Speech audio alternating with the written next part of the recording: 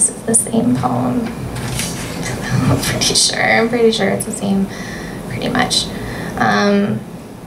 Another breeding.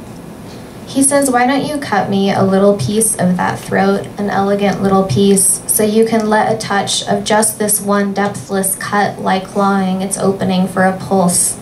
I am here to make you last, he says. I can make you last. Of power.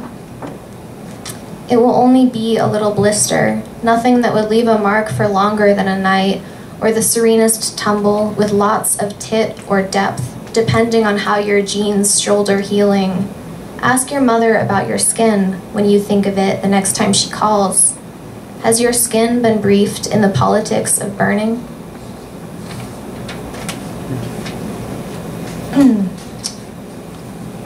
Also kind of a dumb title. Do you think really that oil spills produce their own kind and glossy light?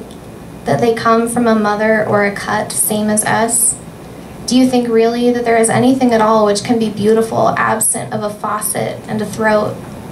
Do you think really I can be lit by a death as hot as boiling fat, or that I can show you the essentials of cleanliness when I am perpetual wetness and you are the one with a knife standing at the base of a drain?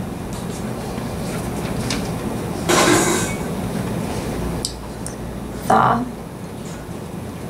I am supposed to be galled by this preference they have for limbing perpetual in a tower of ice bought on oil, where all the traces of money recede into touch, but it's all just mist and no tongue. It starts to happen at the base, where the basin I was born meets the earth. It is their shifting undercurrent of root which permisses scars knotted in cloud slits to scale. They fall at the sheer mention of rhythm, its patter and tap shouldering summer's first thaw.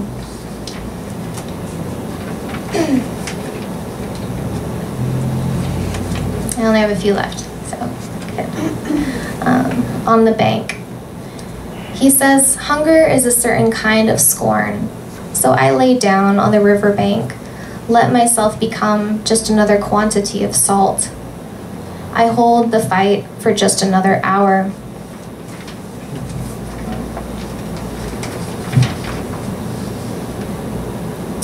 You get there. You get there with your tongue eventually. I mean, the words might refuse the shore on which for a time you rest. Is this the kind of static you thought you could overthrow?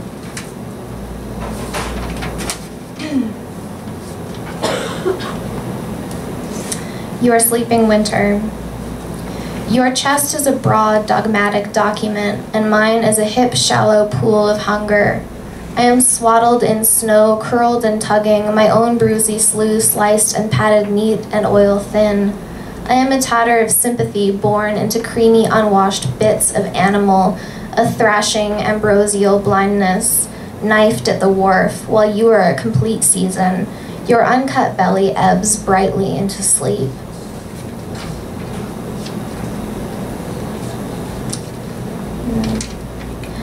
I have to move to a landlocked state to find it. See if body or word can belong to more than just another mouth or bag of skin, all slick, witless, wet, and absent of shore. Sharpened grit towers build dust, and a sliver of cavern neglects to breathe. I am kept unfinished and alive by sea, soaked bills and mineral royals, and I find home in this fixed, easy shell, a dry enamel sink.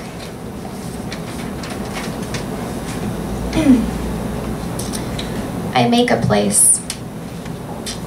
Some juiced-up stalk of oak on the bank hints at leftovers fractured pink. A stewing torture sitting up or lying down. I might do better lying down, sitting up.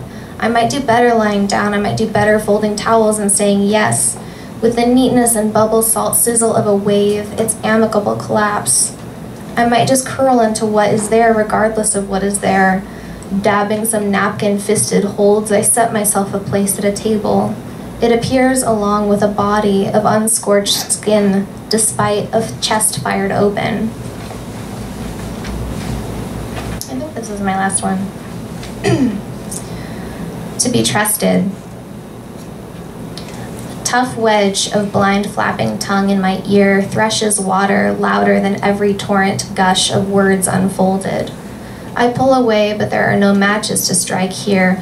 Thank heaven, he says, or we'd all be digging for bones after the sweated stout burst of heat-hitting oil. You remember that feeling, don't you? I agree for the sake of it and fall into a mixing bowl of joints and heads. Some are seal, some are girl, and I find my form of hush. I nestle and decide what's left to dissolve and what other body to let do the urgent stitching of water, which mustn't be confused with crying which is fierce and holy. I bump into a bag of roe, find the head which holds it, and braid her hair. I hum into an ear and tell all of us, I don't want anything in return. That's it. Thank you.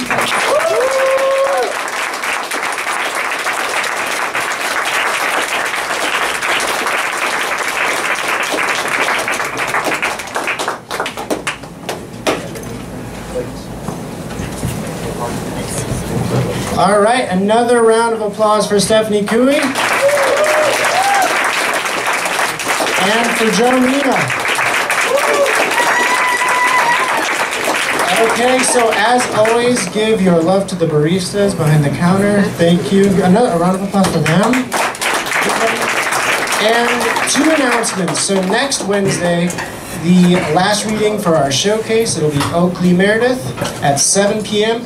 And the following week, on the 27th, we're going to have a special reading by Bert Morath at 7:45.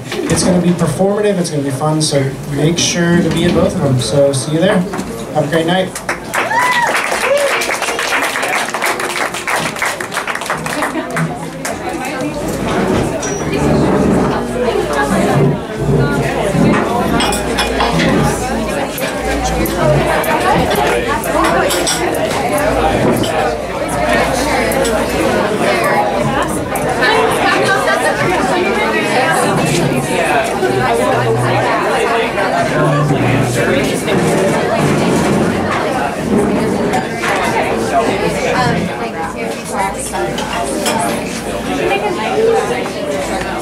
Okay.